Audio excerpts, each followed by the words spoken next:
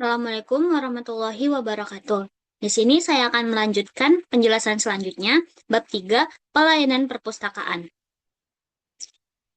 Langsung saja, yang pertama ada 3.1, konsep pelayanan perpustakaan. Nah, pelayanan perpustakaan ini merupakan salah satu bentuk kegiatan subsistem dari penyelenggaraan perpustakaan secara mikro, dan perpustakaan merupakan subsistem dari lembaga penaungnya. Namun, kesadaran akan pentingnya kegiatan pelayanan ini kerap kali terlupakan, padahal pelayanan ini merupakan ujung tombak dari semua kegiatan perpustakaan dalam berinteraksi dengan masyarakat pemakai, di mana baik tidaknya suatu perpustakaan tercermin dari penilaian pemakainya. Selanjutnya ada 3.2, tujuan pelayanan perpustakaan.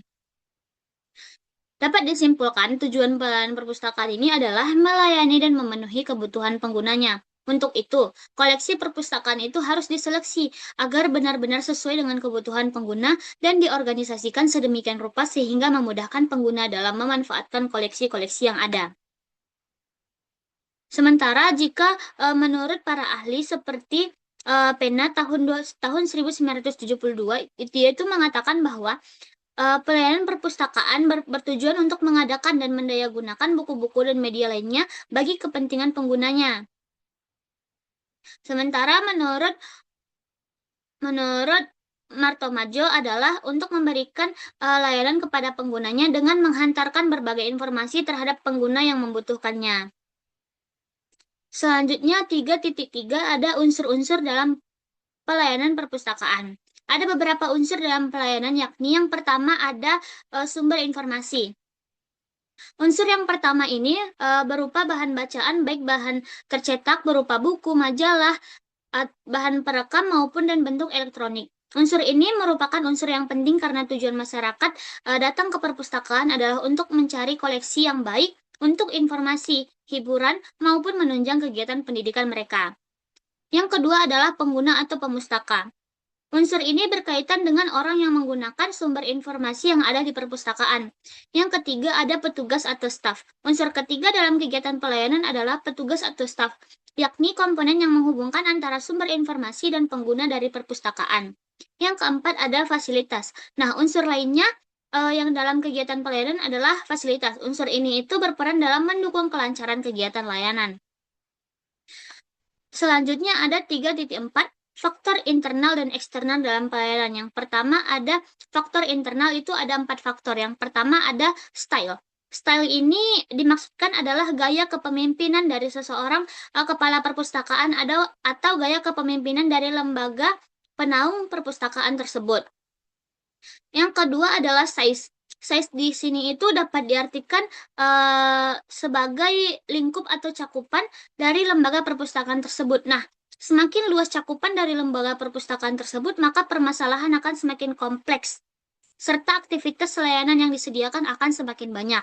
Yang ketiga ada struktur. Struktur yang dimaksud di sini adalah struktur yang ada di dalam lembaga perpustakaan itu sendiri, atau struktur lembaga perpustakaan dengan lembaga penaungnya. Yang keempat ada staffing. Staff atau pengelola juga merupakan faktor internal yang berpengaruh terhadap kegiatan pelayanan perpustakaan. Selanjutnya ada faktor eksternal. Yang pertama ada masyarakat pengguna perpustakaan.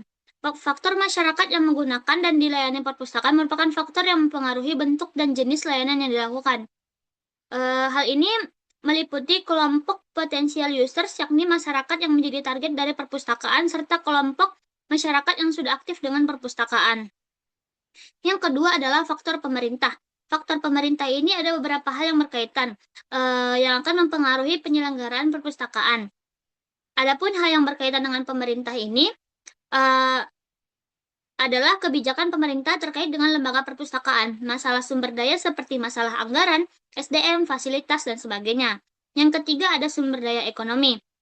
Keadaan ekonomi suatu negara akan berpengaruh jika terhadap penyelenggaraan perpustakaan dan kegiatan layanan perpustakaan. Yang keempat ada perkembangan teknologi informasi. Teknologi informasi ini sangat pesat saat ini, telah masuk dan mewarnai berbagai kehidupan masyarakat, termasuk dalam kegiatan penyelenggaraan perpustakaan. Yang kelima adalah kebijakan pemerintah. Nah, kebijakan pemerintah ini mempengaruhi terhadap kegiatan layanan perpustakaan.